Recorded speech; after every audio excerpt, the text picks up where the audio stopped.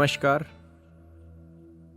मुक्त संवाद या सदराखाली आपण शिकत असतो, शिकता शिकता घडत असतो. घडवताना अनेक गोष्टी आपल्या समाजात आपल्या अवतीभोवती घडत असतात, आपण त्या पाहत असतो. माझ्या मराठीची बोल कौतुके परी अमृतासई पैजा जिंके ऐसे अक्षरे रसिके मिळवेन, असं ज्ञानेश्वर माऊलींनी सांगितलं. चिपळूणकरांनी इंग्रजीला वाघिणीचं दूध म्हटलं. या गोष्टी सहजासहजी घडल्या का? नाही.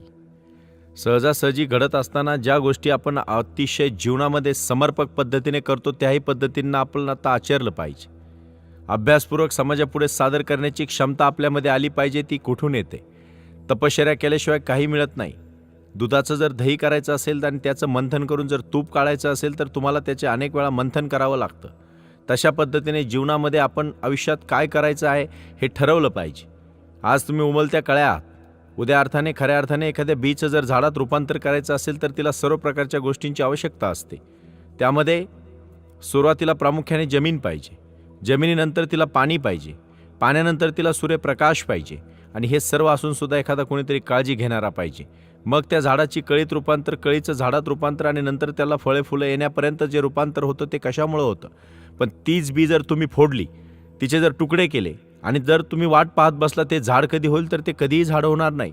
एखाद्या लहान मुलावर तुम्ही बर्डन टाकलं, त्याला दडपण आणलं, त्याच्यावर तुम्ही अनेक प्रकारची जाचती करायला लागलात तर तो मुलगा कधीही त्याचं वटवृक्षात रूपांतर होणार नाही.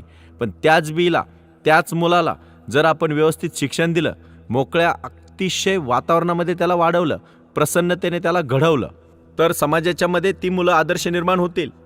इंग्रजी भाषा ही चांगली समज आणि मराठी भाषेची जाण निर्माण व्हायला ते काही साक्षात्कार रूपाने होत नसतं.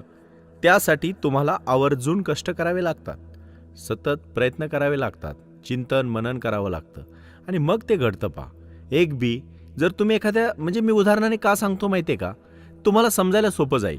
समजा एखादी बी एखाद्या ठिकाणी लावली आणि तिला पाणी घातलं, खत घातलं, पण दर 2 दिवसांनी, दर 1 दिवसांनी जर ती उघडून पाहिली तर त्याचं झाड कधी होईल? कधीच नाही होणार. तुम्ही त्या बीला रुजू द्या, वेळ द्या. आज बरेचसे पालक येतात, 90-95% मार्क पडले पाहिजे म्हणून आग्रह धरतात. अरे पण त्या मुलाची तेवढी कॅपॅसिटी आहे का? त्याची क्षमता आहे का तेवढी? याचाही विचार नको का करायला?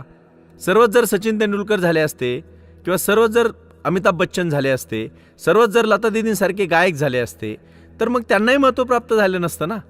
पण एक लक्षात ठेवा, आयुष्यामध्ये प्रत्येकजण काही ना काही होऊ शकतो. तुम्ही एक गोष्ट मी या ठिकाणी आवर्जून सांगतो, विज्ञान आणि ज्ञानामध्ये जी माणसं पारंगत झाली ना, त्यांनी साधना केलेली आहे. इंग्रजी भाषेची सुद्धा ही जगाची भाषा का झाली हो? आपलं संस्कृत इंग्रजीच्या कितीतरीशी वर्ष आधी आहे, परंतु इंग्रजीला का म्हणजे आपण एवढा दर्जा दिला? काय आहे त्याच्या मागचं कारण? ती भाषा जगाची भाषा का होऊ शकली? कारण सातत्याने तिच्यावर प्रयोग झाले. फार फार फार जुनी नाहीये भाषा, अगदी आत्ताच्या 400-500 वर्षापूर्वीची ही भाषा आहे, पण ही भाषा जगाची भाषा झाली. आणि म्हणून इंग्रजी भाषा ही जगाची ज्ञान भाषा का ठरली? तिचे शब्दकोश जर तुम्ही अनुभवले तर तुमच्या लक्षात येईल. इतके असले तरी एक गोष्ट फार प्रकर्षाने मला या ठिकाणी सांगावीशी वाटते, ती भाषा अवगत करणं फार सोपं आहे. भाषेचा परिचय जर एकदा तुम्हाला झाला, एखादी गोष्टीरूपाने घटना जर तुमच्या स्मरणात राहिली तर ती तुमच्या दीर्घकाळ स्मरणात राहते, किंबहुना आयुष्यभर तुम्ही ती विसरत नाही. कारण ती गोष्टीरूपाने तुम्ही ऐकलेली आहे, तुम्ही ती समजून घेतलेली आहे आणि मग ती तुमच्या लक्षात राहिलेली आहे. अगदी तशाच प्रकारे म्हणून संभ्रमाच्या या ठिकाणी जर तुम्हाला मराठी भाषेचा शिवाजी व्हायचा असेल तर विष्णू शास्त्री चिपळूणकरांचं स्मरण व्हायला पाहिजे. शास्त्रीबाबांचे इंग्रजी वाचन चांगले होते, त्यांचे इंग्रजी एकदम प्रभुत्व होते. इंग्रजी भाषेला तर त्यांनी वाघिणीचे दूध म्हणून गौरवलेलं आहे, तुम्हाला सर्वांना माहिती आहे. कारण ते म्हणतात ती सामर्थ्यवान भाषा आहे याची मला खात्री आहे. मेकॉले, बर्क, जॉन्सन यांचे ग्रंथ त्यांनी त्या काळात वाचले. इतकेच नव्हे तर समकालीन असे अनेक व्यासंगी भारतीय इंग्लिशमधून ग्रंथरचना त्यांनी केली. ते डोळ्यांनी पाहत होते की याला एक भविष्य आहे. त्यांना ते माहीत होते. त्यांनी एक वसा घेतला होता की मी माझा श्वास इंग्रजीच्या विकासासाठी कारणी लावेल आणि त्यांनी तो केला. त्यात त्यांनी परिश्रम केले. शेक्सपियर कितीतरी वेळा त्यांनी वाचलं आणि मग हे घडत गेलं. स्वभाषा अभिमानाने येते पहा, पण एक लक्षात ठेवा, जाणीवपूर्वक शिकायला जर एखादी भाषा ठरवली तर त्यासाठी व्यासंग केल्याशिवाय पर्याय नाही. अलीकडच्या काळात लोक जाहिराती करतात, 3 महिन्यामध्ये फाड इंग्लिश बोलाल. कसं शक्य हो? अरे जर 3 महिन्यामध्ये जर तुम्ही कुठलीही भाषा फाड बोलू शकत असाल तर या लोकांनी एवढी साधना कशी केली? असंख्य, अपरिमित आणि अतिशय मेहनत घेऊन त्यांनी हे जीवन घडवलेलं आहे. आणि त्यांनी जे निबंध लिहिले त्याचे प्रबंध झाले आणि मग ती भाषा झाली. 1850 ते 1882 शास्त्रीबाबांचं जीवनकाळ तरी किती हो. म्हणजे 32व्या वर्षाचा आयुर्मान लाभलेला हा माणूस मराठीमध्ये किती लिखाण करू शकतो.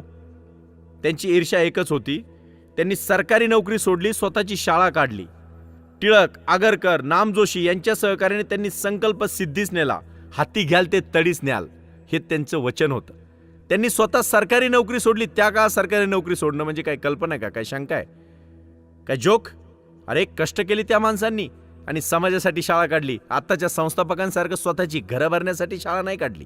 मी कोणाला नाव ठेवत नाही, परंतु एक लक्षात ठेवा, मला आवर्जून मी अनेक ठिकाणी हे सांगितलंय, कर्मवीर भाऊराव पाटलांनी आपल्या पत्नीचं मंगळसूत्र विकून वसतिगृह चालवलेलं आहे. म्हणून त्या संस्था मोठ्या, त्यांचा इतिहास मोठा, ती माणसं मोठी.